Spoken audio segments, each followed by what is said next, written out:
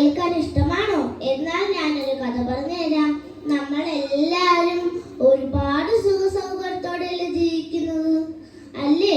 എന്നാൽ ഒരു നേരത്തെ ഭക്ഷണം പോലും കിട്ടാത്ത ധാരാളം മനുഷ്യർ നമ്മളുടെ ചുറ്റുപാടുമുണ്ട്. എപ്പോഴെങ്കിലും നിങ്ങൾ അത് ഓർക്കാറുണ്ടോ? അപ്രകാരം ഒരു മനുഷ്യൻ നമ്മളുടെ വേദപുസ്തകത്തിലുമുണ്ട്.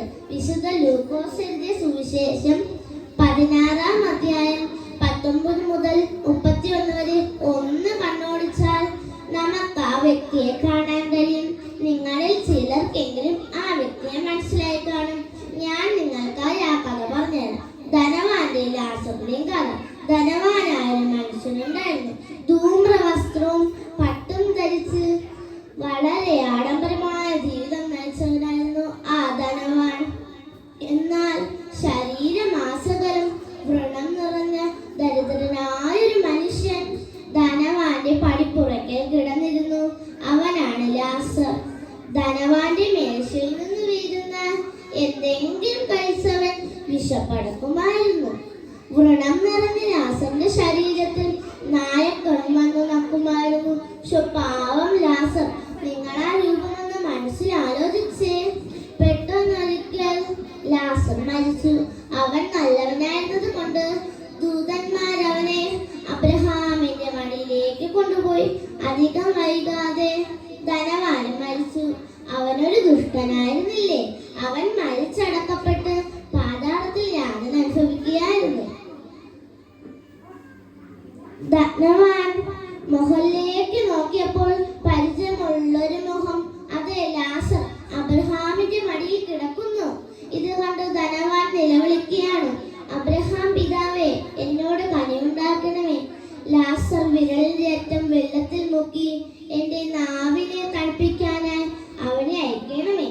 എന്നാൽ അബ്രഹാം പിതാവോ, മകനെ, നിന്റെ ആയുസ്സിൽ നീ നന്മയും ലാസർ ഔവണ്ണം തിന്മയും പ്രാപിച്ചു.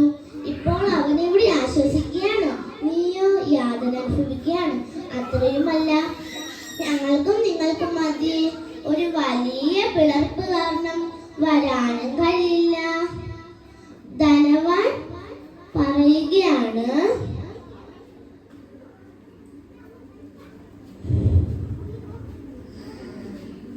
എന്റെ അപ്പന്റെ വീട്ടിൽ അവനെ അയക്കണമേ. എന്റെ 5 സഹോദരന്മാരെയും ഈ യാതനാ സ്ഥലത്ത് വരാതിരിപ്പാൻ ലാസർ അവരോട് സാക്ഷ്യം പറയട്ടെ. എന്നാൽ അബ്രഹാം പിതാവും അതും അനുവദിച്ചില്ല. മരിച്ചു നിന്ന് ഒരുത്തൻ അവരോട് പോയി സാക്ഷി പറഞ്ഞാലും അവർ മാനസാന്തരപ്പെടുമെന്ന് മോശയുടെയും പ്രവാചകന്മാരുടെയും വാക്കു കേൾക്കാഞ്ഞാൽ മരിച്ചവനിൽ നിന്ന് ഒരുത്തൻ അവരോട് പോയി സാക്ഷി പറഞ്ഞാലും അവർ വിശ്വസിക്കുകയില്ല എന്ന് അബ്രഹാം പറഞ്ഞു. അതുകൊണ്ട് കൂട്ടുകാരെ, നാം മരിച്ചു കഴിയുമ്പോൾ നമുക്കും സ്വർഗരാജ്യത്തിൽ പോകണ്ടേ? അതുകൊണ്ട് നാം എന്ത് ചെയ്യണമെന്നോ? നമുക്കുള്ളതെല്ലാം മറ്റുള്ളവരുമായി പങ്കുവച്ച്, പിന്നെയോ എല്ലാരോടും സ്നേഹത്തോടെയും ബഹുമാനത്തോടെയും പെരുമാറി ഈ ലോകത്തിലെ നമ്മളുടെ നല്ല പ്രവൃത്തികളുടെ ഫലമായിരിക്കും മരണാനന്തരം നാം അനുഭവിക്കുക.